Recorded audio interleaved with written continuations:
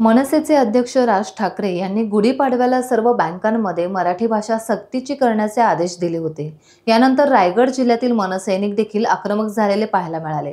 आज शहरातील सर्व बँकांमध्ये मराठी भाषा आलीच पाहिजे। त्यानंतर बँकांमधील सर्व व्यवहार मराठीतच झाले पाहिजेत। शिवाय येथील कर्मचारी सुद्धा मराठी बोलणारे असले पाहिजेत अशी तंबी मनसैनिकांनी बँकेमधील व्यवस्थापकांना दिली। सांगेल मी, आम्हाला महाराष्ट्र सैनिक म्हणून माझ आहे।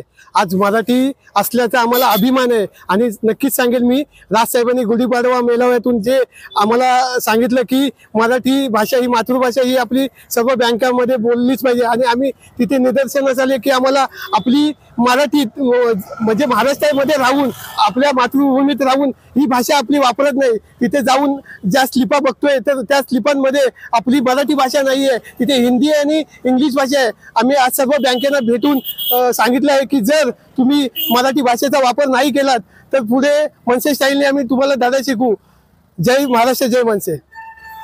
आज बँकेत जाऊन आलो, बऱ्याचशा बँकेत गेलो, आमचे सगळे कार्यकर्ते होते मनसेचे, सगळे राजसाहेबांचे विचार ऐकून आलेले आहेत। त्या दिवशी जो गुढीपाडवा मेळावा होता त्याप्रमाणे जसा राजसाहेबांनी आम्हाला आदेश दिला की ज्या बँका आहेत किंवा इतर जी आस्थापना वगैरे आहेत तिकडे जाऊन आमचं जे कार्यक्रम आहे, जे कार्य आहे ते तुम्ही चालू ठेवा। हे कार्य आम्ही आधी देखील करत आलो आणि आता देखील यापुढे आणखीन जोशाने करू, कारण शेवटी मनसैनिक आणि मराठी असल्याचा आम्हाला खूप अभिमान आहे। तर फक्त मुंबई, अलिबाग या ठिकाणी नाही तर संपूर्ण महाराष्ट्रात जेवढे मनसैनिक आहेत, इव्हन जे मराठी माणसं आहेत, त्यांनी देखील हा मुद्दा उचललाच पाहिजे। जय हिंद, जय महाराष्ट्र।